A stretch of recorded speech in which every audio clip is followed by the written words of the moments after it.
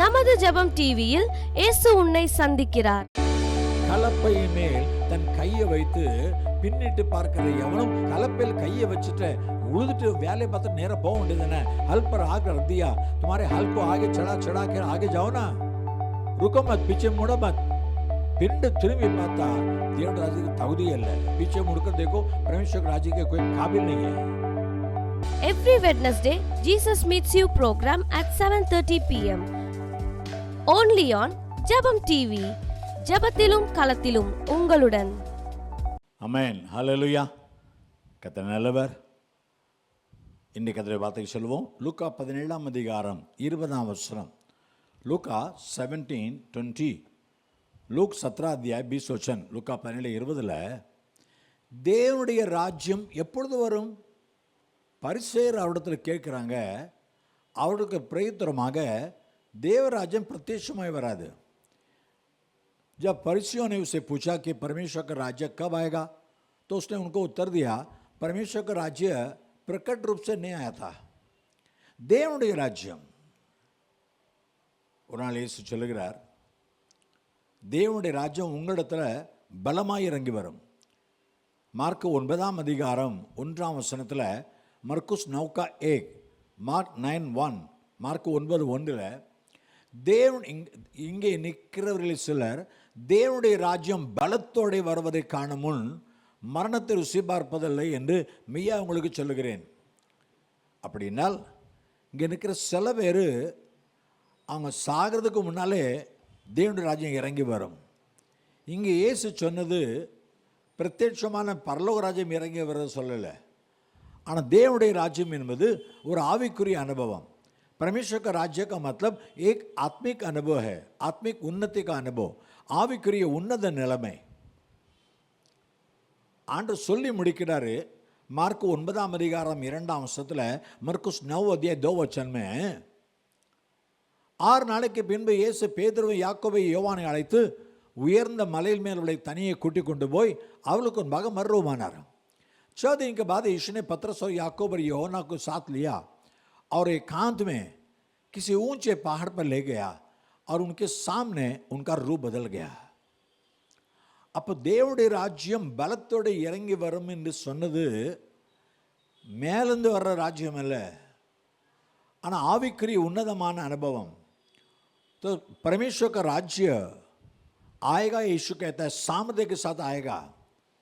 ये वास्तविक के साथ से लिखित रूप में कोई राज्य स्वर्ग से नहीं आता. अभी तक यीशु मसीह चेलों के साथ कितने बार प्रार्थना किया, लेकिन कैसे अभी तक ऐसा रूपांतर नहीं हुआ. इतने विषय இயேசு இதே போல சீஷரோடு ஜெபித்திருக்கிறார். ஆனால் இப்படி மர்வம் ஆகலை. அவருடைய வஸ்திரம் வெண்மையை பிரகாசிக்கல, முகம் सूर्य पर प्रकाशिकल, उसका वस्त्र में तेज नहीं आया, उसके चेहरे में प्रकाश नहीं आया. लेकिन आज अजीब हो रहा है, क्योंकि परमेश्वर ने कहा था ना, परमेश्वर का राज्य बल के साथ आएगा. इतना रोमर 14ஆம் அதிகாரம் 17ஆம் வசனத்தில், ரோமியன் 14:17 में, ரோமன்ஸ் 14:17 தேவனுடைய ராஜ்யம் புசிப்பும் குடிப்பும் அல்ல, அது நீதியும் சமாதானமும் பரிசுத்தாவினால் உண்டாகும் சந்தோஷமாக இருக்கிறது. सो परमेश्वर का राज्य खाने पीने का नहीं है भैया, वो तो धर्म है, मिलाप है और आनंद है. ये परमेश्वर का राज्य पवित्र और पवित्र आत्मा से होने वाला एक खुशी है. पवित्र आत्मा से आने वाला शूटिंग होने वाला एक खुशी है. मैंने पवित्र आत्मा, मैंने परमेश्वर का राज्य, मैंने पवित्र आत्मा को उतरता हुआ. और दूसरी बात, मत्ती 12:28 में, ஒன்று பரிசுத்த ஆவியான வல்லமையோ இறங்கி வருவதை ஆண்டவர் தேவனுடைய ராஜ்யம் உங்களிடத்தில் இறங்கி வரன்னு சொல்றாரு. पवित्र आत्मा आसमान से उतर कर आता है, उस अनुभव को यीशु कहता है परमेश्वर का राज्य तुम पर उतर आएगा.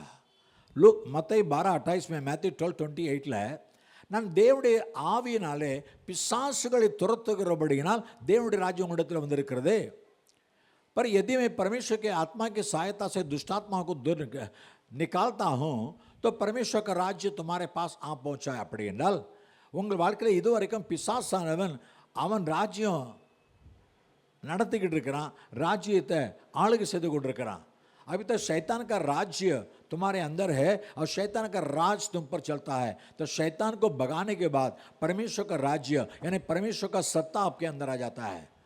அப்போ இதுவரைக்கும் சாத்தான் உங்களை ஆளுகை செய்து கொண்டிருக்கிறான். அந்த பிசாசை துரத்தின உடனே இப்போ ஆண்டவராக இயேசு உங்களுக்குள்ள வருவார், அவர் உங்களை ஆளுகை செய்வார். ஹல்லேலூயா.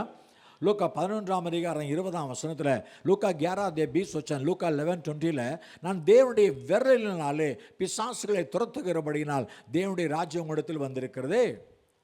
परंतु यदि मैं परमेश्वर के सामर्थ्य से दुष्टात्माओं को निकालता हूं तो परमेश्वर का राज्य तुम्हारे पास आ पहुंचा है. அப்போ தேவனுடைய விரலினாலே இயேசு துரத்துகிறார். தேவனுடைய பவர், தேவனுடைய வல்லமையினால. எகிப்தில் பார்வோன் மந்திரவாதிகள் மோசே மூலமாய் செய்யப்பட்ட அற்புதத்தை பார்த்து இது தேவனுடைய விரல் என்றார்கள். और मिस्र देश में मूसा नबी के द्वारा परमेश्वर ने चिन्ह चमत्कार किया, उसे देखकर वहाँ के सारे जादूगर ने कहा ये परमेश्वर का उंगली है. मैंने परमेश्वर अपने उंगली से सबको नचा रहा है. அப்போ ஆண்டவர் விரல்னால கண்ணில் போட்டு ஆட்டுறாரு. அப்போ பிசாசு போனால் தேவனுடைய ராஜ்யம் வரும். इन அப்போஸ்தலர் 1:5-6 Acts 1:5 and 6 प्रेरित 1:5 और 6 Acts 1:5-6 இயேசுவை பார்த்து சிஷ்யர்கள் கேட்குறாங்க. இயேசு சொன்னார் எருசலேமில் காத்துருங்க. 6ஆம் வசனத்தில் verse 6 6 वचन में கூடி வந்த எல்லாரும் கேட்குறாங்க, ஆண்டவரே இக்காலத்தில் ராஜ்யத்தை இஸ்ரவேலுக்கு திரும்ப கொடுப்பீர்? हे प्रभु क्या तो इसी समय इस्राएल को राज्य फेर देगा? ஒரு நாள் இஸ்ரவேல் தேசத்தை இஸ்ரவேல் ராஜாக்களே ஆண்டு வந்தாங்க. ஆனால் பல 100 ஆண்டுகளாக அது அந்நியருடைய வசமாய் போயிட்டு இப்போ ரோமர் இஸ்ரவேல் தேசத்தை ஆளுகை செய்கிறாங்க. कई साल के पहले इजराइल देश को केवल इजराइल राजा ने सत्ता चला रहे थे, देश को चला रहे थे.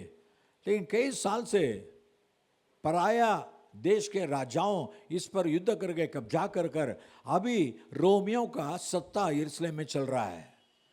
அந்த ராஜ்யத்தை நீக்கப்பட்டு உம்முடைய ராஜ்யத்தை கொண்டு வருவீர்களா?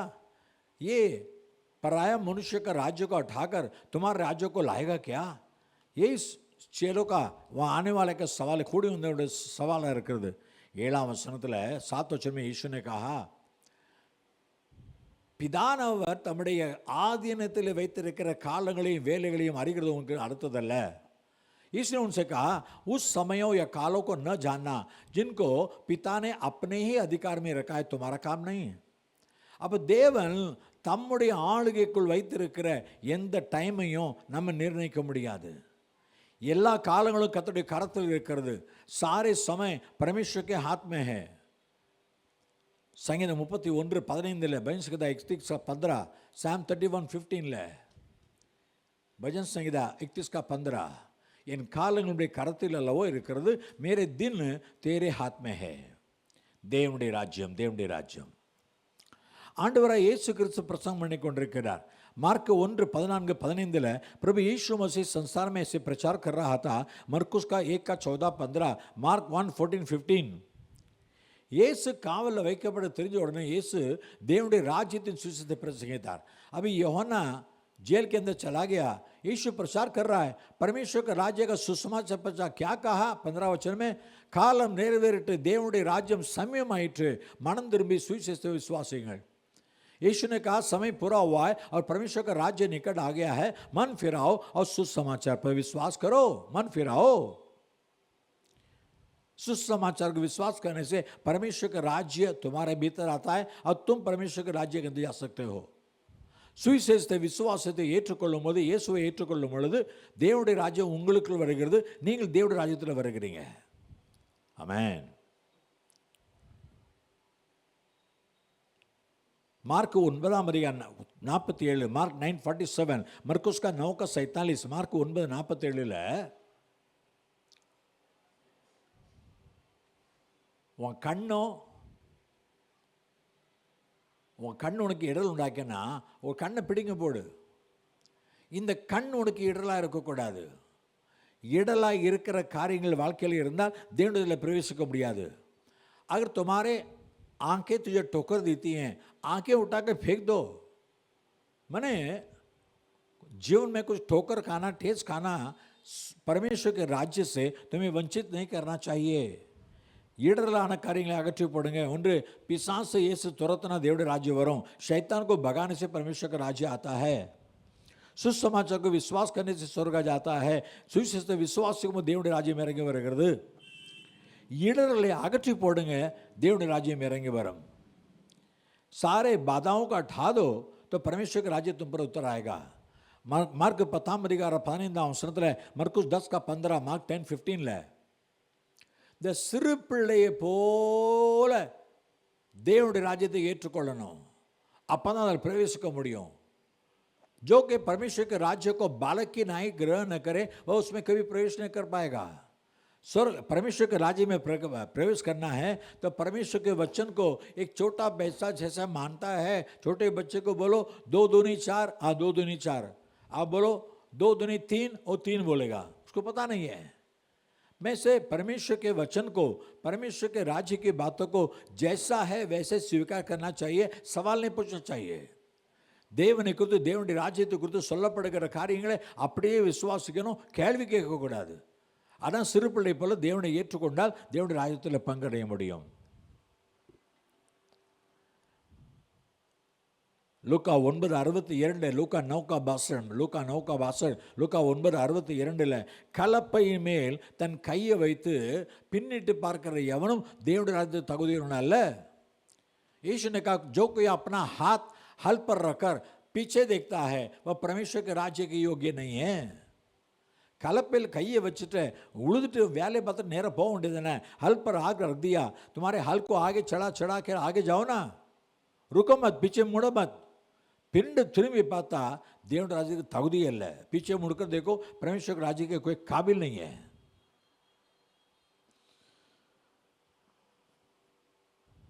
அப்போஸ்தலர் 14:22 प्रेरित 14:22 ஆக்ட்ஸ் 14:22 நாம் அநேக உபத்திரம் வழியாய் தேவனுடைய ராஜ்யத்தில் பிரவேசிக்க வேண்டும் என்று பவுல் சீஷர்களுக்கு திடன் சொல்கிறான், ஆறுதல் சொல்கிறான். आप स्थिर रहो. चेलों के मनों को स्थिर करता रहा पौलुस. कहता है हम बड़े क्लेश उठाकर परमेश्वर के राज्य में प्रवेश करना होगा. परमेश्वर के राज्य में प्रवेश करना है तो वो रूंदा द्वार के अंदर प्रवेश करना है. कुछ कठिन बात है. जीवन में कठिनाइयाँ आएगी, संकट आएगी, வாழ்க்கையில் பிரச்சனை வரும், போராட்டம் வரும், கஷ்டங்கள் வரும். அப்போ தான் தேவனுடைய ராஜ்யத்தில் பிரவேசிக்க முடியும். அந்த கஷ்டங்கள் மத்தியிலும் கர்த்தருக்கு உண்மையான சாட்சியாக இருக்கணும். हमारे तकलीफों को भी परमेश्वर के लिए एक उत्तम गवाही बनकर जीना है.